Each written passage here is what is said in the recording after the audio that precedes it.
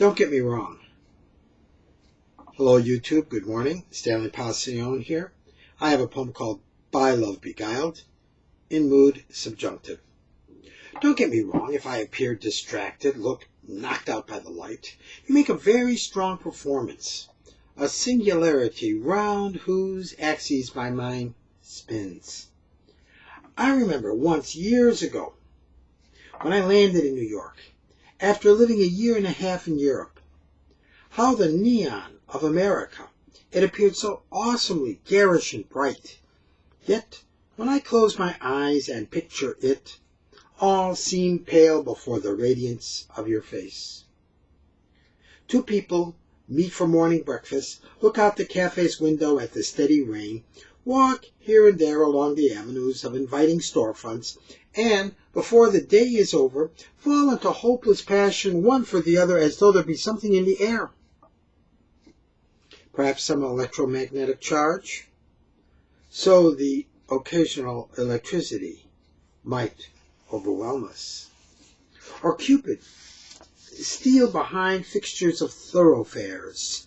That day I spied him crouched near a mailbox at the start of our walk on Main Street in Point Pleasant.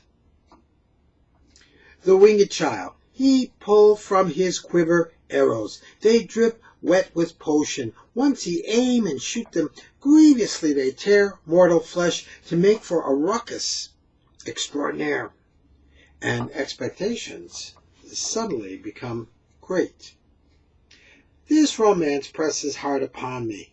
It's a love I'm compelled to profess, to gain your confidence, to prove my mind sound. Not at a loss to reason, I couch my verse in mood subjunctive, a grammar I use hoping to temper my overwrought affection and quiet, soften the immodest and elevated parlance.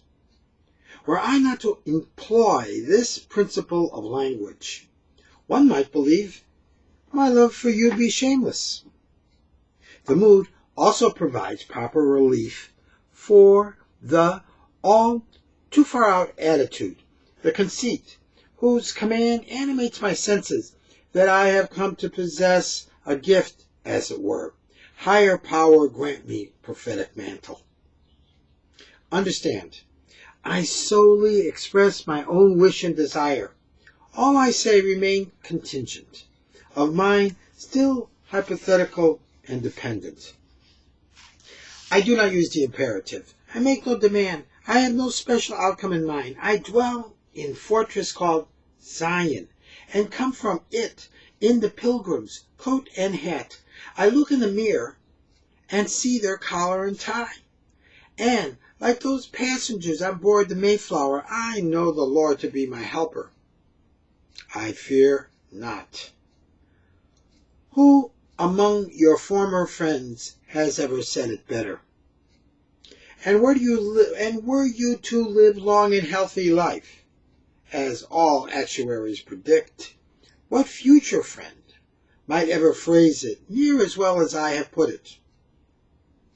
And if you for a moment consider this lyric arrived, transcending everyday concerns, that adjoin sentiment supreme, him, the real pilot, when we drove in the white Ford van and crossed Jersey's North Shore highways, while the soft brown, oh, that magic, dreamlike, living, ethereal, pale, and somewhat golden light accented the downpours, whose constant unleashed falling, more like rain, the Lord had promised Noah than any explicable temporary weather. V.S. eigentlich gewesen war. The carriage held but just us and immortality. And when we drove that first time together, though it is months ago and now amounts to years, all the time past, it feels shorter than the day.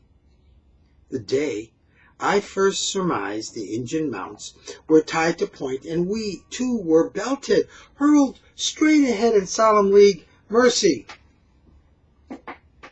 Let it be known, mercy, freely bestowed, not for this, the one earthly moment, but for our children's children. Drawn and signed, delivered, a grant for us and them, settled in this verse, sure as word once promised Abraham. I hear the text my grandmother spoke. I see her at work while she ironed and folds. I watch her nod, the affirmative nod, repeat to you what she said to me, and I will bless them that bless you, and curse him that curses you, and in you shall all families of earth be blessed.